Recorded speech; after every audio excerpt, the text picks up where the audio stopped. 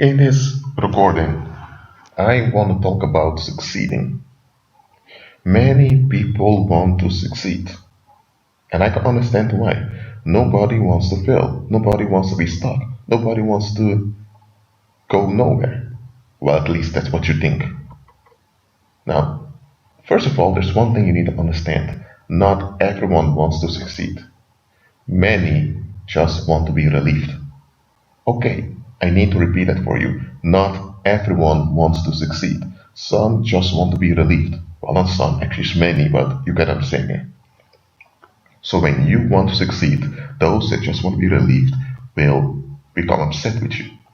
Because you succeeding means that there's going to be a change somewhere in the status quo. And the status quo is what those relief seekers are holding on to. So anything that's a threat to the status quo in which they are invested, they see as a threat, they see as an enemy.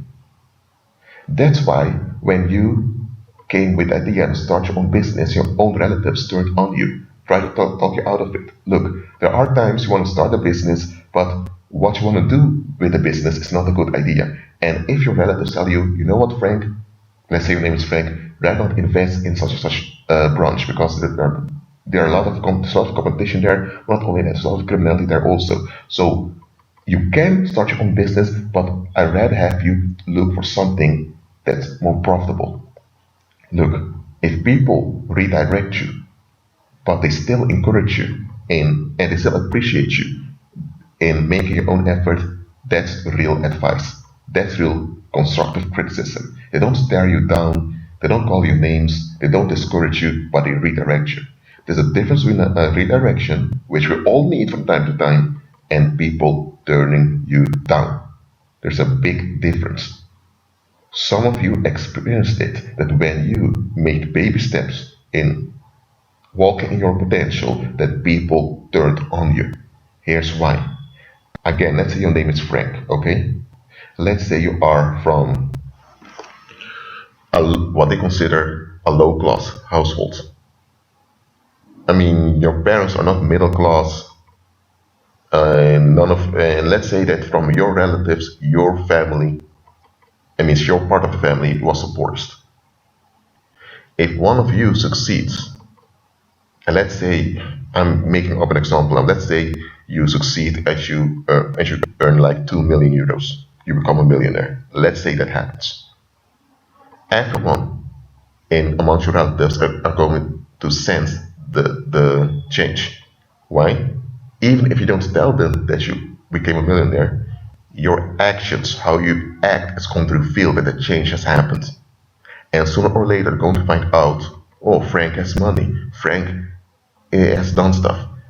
And but here's the thing: if you're part of the family used to be poor, people have no education of that. That means that the other part of the family does have education, does have jobs, and a stable income and all that. And often happens that the part of the family that's stable will look down on those which aren't stable, and they're going to feel good about themselves being middle class at expense of those who aren't. So if you come out of the part of the family that wasn't stable and you succeed, what's going to happen now? Those that were stable are now threatened. Because now, when it comes to monetary influence, you are above them. And they can't talk down on you anymore. Now they need to see you as a superior when it comes to monetary influence. And they have no intention of doing that. They're not waiting for that. But also, the part of your family that was down, that had no intention of looking for a way up, they're going to enrage against you. Because now they're going to look back at themselves and realize they haven't done anything in their lives. So, within your own household, you will have resistance when you succeed. In Hollywood movies, you have this, well, not in all Hollywood movies, but in Hollywood movies, and also in movies from other film industries, you have this myth that when you succeed, you have family, friends, and a whole support group supporting you and cheering for you, and they all sharing your happiness. Let me tell you, that happens seldom. In most cases, I would say 99% of the time, people of your own household will turn on you when you succeed. Look, if your parents and grandparents and your uncles, which all had a university education, at least a bachelor, and you get a bachelor, nobody cares. Or if you get a master, nobody cares. But let's say you get a master degree and your own business, and only you also have your own business, but your own business is also successful. Your business is successful in Dubai, in Johannesburg in South Africa, also in Rio de Janeiro, Brazil. So after a while, you become a multinational, even though you're not even a millionaire. Let's say that's you. You're from a middle class, everyone around you has a university degree and a stable job. But let's say you now have a university degree, let's say a master's degree, but you also have your own multinational corporation, but without being a millionaire. But you already know in the business world. If that's you, then people from the middle class household might turn on you. Or let's say expect them to turn on you. Because their perception of reality is challenged. And folks do not want their perception of reality to be challenged. So the first thing you need to unlearn is this means your support group is going to support you. And with support group, I mean the people from your comfort zone, of your own household. Now don't get me wrong, everyone has people that support them. Everyone. Okay? So what I mean is you will have people cheering you when you succeed. You will have them. But just don't expect them, those people by default, to be people from your own household.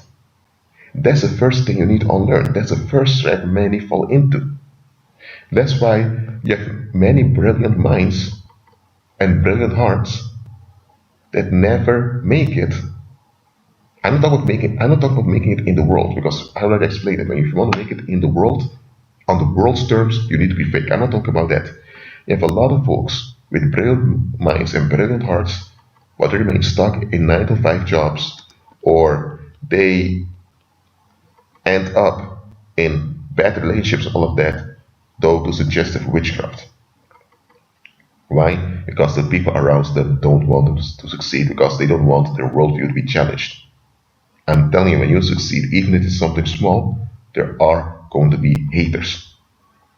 And here's the thing, because what you're doing is not part of the status quo, they consider it irrelevant and not important. So because they don't see it as part of the status quo, and the status quo is all they're invested in, what you're doing is irrelevant. So they think they have a right to treat it as trash, to treat it as nonsense. But the moment that thing that they consider nonsense succeeds, and now its influence, their status quo is challenged. And not only that, they also have to doubt their sense of judgment, because they considered what you were doing irrelevant and that nobody should care about it. And they treated it as trash. They didn't even care how you felt. They were confident in expressing their disdain towards what you were doing. But now that they're successful, it will backfire onto them. Now all the people they talk dirty to about you and about your plans, now they need to explain to those people. If you're frank and you used to talk down on your plans to start your own business, they used to laugh about you behind your back, all of that, and all those people they laughed about with are now going to tell them, didn't you laugh about Frank's own business? Well, look at now, he has his own multinational. He's not a millionaire, but look at him, man. He goes to Dubai, he goes to Rio de Janeiro, he goes to Mexico City. Man, he's all over the place. Folks don't want to go through that. So when it happens that you succeed, despite the disinterest of other people, I'm telling you to watch out. When you succeed without people being interested in what you're doing, I'm telling you to watch out. Because most of the time when you really succeed, it is without interest of others. Don't look for that smooth success, which is a paranormal thing. Okay? I'm talking about real success, real succeeding here. I'm talking about real prosperity. When you prosper without the interest of others, in this case common people, beware. Folks are going to be enraged. They're going to be upset. And when they are upset and realize that them resisting you won't change anything about your prosperity, they'll begin to take actions. They're offended, so they can begin to act out. They'll either act out towards you by becoming trolls online and trolling you, or they will make false police reports about you just to hinder you, or they spread lies about you, or they'll try to look for a fight with you directly if all their covert tactics don't work, because it happens. When those that chose to be against you choose to have a will against you, when their covert tactics don't work, or even when their open tactics of saying they don't like you don't work, and you keep succeeding, they'll become desperate and homicidal, and they will look for a physical confrontation. Or if they're too frightened or too cowards to go for a physical confrontation, they may trigger other people to attack you violently, or to rob you, or to do something to you. Some, if they have money or a little bit of money, they'll go so far to hire hitmen against you. I'm telling you, when you succeed without the interest of common people, beware. And here's the thing, real prosperity always goes without the interest of common people. So when you truly prosper, just be aware that there will be retaliation. And this is what many of those self-help gurus won't tell you. Because many of those self-help gurus are pagans. Many of those self-help gurus are agents of the shadow government. They trick you in using paranormal aids to get ahead, but they won't tell you what to do once you get ahead. Look, even with paranormal aid, you still need to watch out. I mean, just think about it. Let's say yes, Elisa. I'm just thinking of a name now. Elisa wants to start her own book publishing company. She wants to become a book publisher, publishing the books of other people. After completing college, she works for 2 years, she saves some money, and she goes for it. In the first 2 years, she didn't really have much success, but in the third year, it began to move. But here's the thing: after the first year of no success, this woman began to use paranormal aid. She began to use candles, certain prayers to certain entities and all of that. So she began to do her paranormal thing, and it worked. After her publishing company became successful in Britain and in Ireland, her income increased. She was not a millionaire, but she owned like, how would I say, 500,000 euros or something like that. When her income increased, some people, friends began to contact her out of the blue. She refused to have anything to do with them, and she did the right thing. Now, why did she do the right thing? Because those old friends had no interest in her at all, nor in her success. Those old friends were just terrified that a 27-year-old woman had such a successful publishing company, and 2 years earlier, nobody even knew about her. She barely had Facebook friends.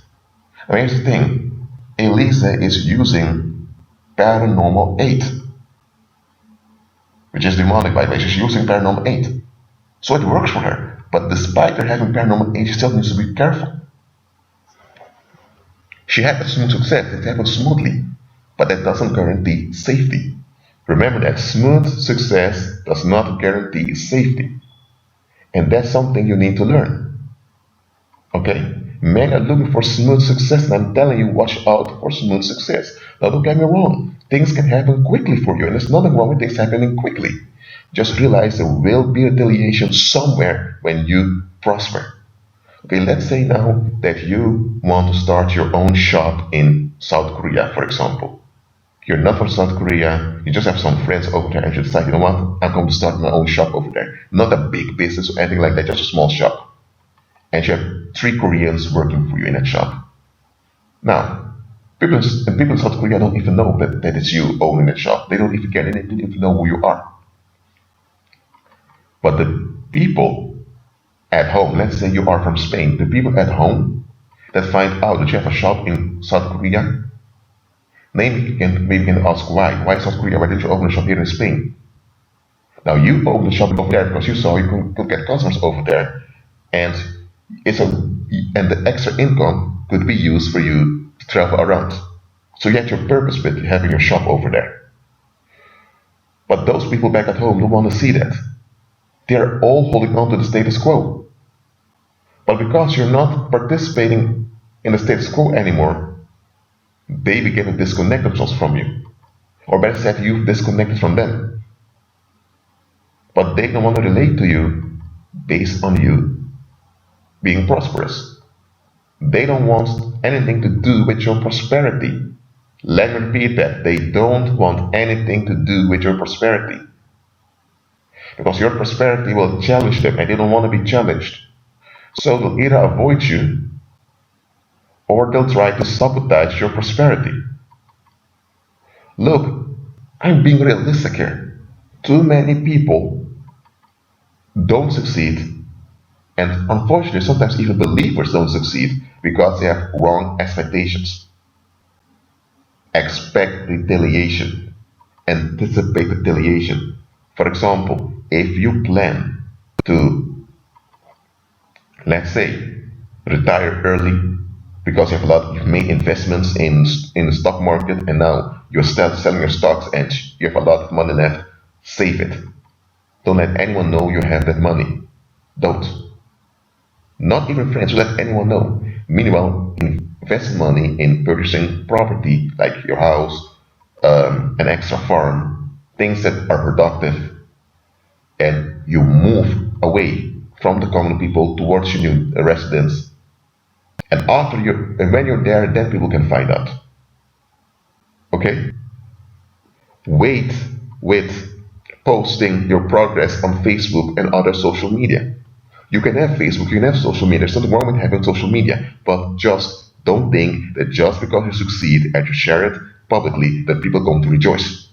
I'm telling you, it often happens that people share things publicly and others don't rejoice. Now, there are things which will rejoice you for you. I'm not saying people that you should be cynical towards other people, but just realize you don't know what's going through someone's mind. It can be that you went on holiday to Peru, for example, something you want to do for a long time. You saved money for it, and you went there and you post all those pictures that you went that you're in Peru. Now people see that, click like, and people say, great, great. There are people who really rejoice for you. But let's say there's one individual, for example, that likes a picture. Okay, let's say you have a friend called Suzanne. Suzanne likes a picture. Now Suzanne liked the picture, and Suzanne has people in her friends list who see that Suzanne liked a picture. And people think, what did Suzanne like today? And they say they liked a picture of someone who went to Peru. And let's say one of Suzanne's friends on Facebook is someone who is bitterly depressed and cynical because she does not want to take any steps in her life. She doesn't want to face anything. Now that individual will instantly become a hater of you who are in Peru. Suzanne, who we have on Facebook, rejoices for you, but the ones Suzanne has in Facebook who notice that Suzanne liked your post in Peru will become a hater. And she may become obsessed with you in the sense that she wants to retaliate against you. Because you succeeding in going to Peru reflects back onto her, and she notices she ain't doing anything. Now, whose fault is it that she ain't doing anything? If you want to look at fault, it's hers. Who doesn't want to let go? She doesn't. But does she care? No. She just doesn't want to be challenged. And the fact that Suzanne liked a picture or a post of someone who is succeeding and she notices it already triggers her anger. That's also how you can gain hidden enemies. Now, am I saying social media is a bad thing? Social media is dangerous and all of that? No. It depends what you do with the media. Me, I seldom share things on social media. In the past, when I went on holidays, for example, when I went to Austria and Slovakia, I posted stuff. Okay, but over time, I became more wiser. I seldom share stuff on social media. You know why? Because a lot of folks don't want to be active. They don't want to be active. They just want to be busy. They got the job and they want to dive into all that busyness and become exhausted to give them the feeling that they have accomplished something. Them being exhausted for them means they have accomplished something. Even though they didn't accomplish anything, they're doing the same thing over and over again. But that's what a lot of people want. They want to be busy. And they use that busyness as an excuse to avoid other people and to look down on other people. They operate in pride. And when such people see you being active, not busy but active, as a woman, you tend to be reactive. As a man, you're by nature proactive. You're still active, okay? When you operate according to your kind, as male or female, and you're active, for males that's proactive, for females that's reactive. When you are active, I'm telling you, you are going to gain some enemies. Okay? That's why anticipate it. That's why if you go to Chile or you go to Brazil and you make that round trip and you make like 400 pictures, have some blog somewhere you can dump all those 400 pictures. And if you have a Facebook account, wait with posting them. Wait for a month after your trip is finished and then you can post them if you still want to post them. Okay? You get what I'm saying here? Anticipate things. Because look, let me give an illustration. Let's say you are on holiday in, not holiday, let's say you're on a trip through Asia and you're posting it on social media, whether it's on Instagram or whatever. And let's say you suddenly have someone being triggered by you making progress, by you succeeding, by you prospering. The individual that's triggered maybe get to talk like this. Oh, who the hell does she think she is, huh? Posting all those pictures of her being in Vietnam, eating with the locals, huh? And others who are like-minded, who may not have been triggered by your prosperity, may join them. So, without you being aware of it, you now have collective witchcraft against you. And this collective witchcraft will cause psychic attacks on you. So it can be you are in Laos now on your trip and suddenly things go wrong. Your bank card doesn't work, or you feel extremely tired. What's going on? You're under psychic attack. So all that murmuring, complaining of those people now affecting your trip. But if you anticipate it and you don't post things yet, maybe only on a blog or on some account that's private, only a few people can see it. Even that you need to be careful with. If you wait with posting it and you just do your thing, you anticipate psychic attacks. Because let me tell you, psychic attacks, if you're not alert, can cause the end of your life. There are people that lost their lives due to psychic attacks. Not because people came with a gun or a knife to them, not because they were ran over by a car by some jealous individual. A lot of people died due to psychic attacks. Things began to malfunction around them, and the malfunctioning of the circumstances became fatal onto them. I'm saying it was fatal onto them. You get what I'm saying here?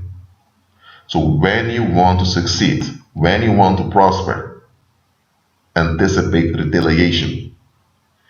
I took my time recording this message for you because you need to hear this. You want to prosper, you want to really prosper, which is a natural birthright of yours to really prosper, then anticipate violence, because there will be violence. Maybe you're on a trip in Vietnam and you are with a group of people and you have locals there who don't want you there, not because you cause any trouble, but because their village or their place gets attention.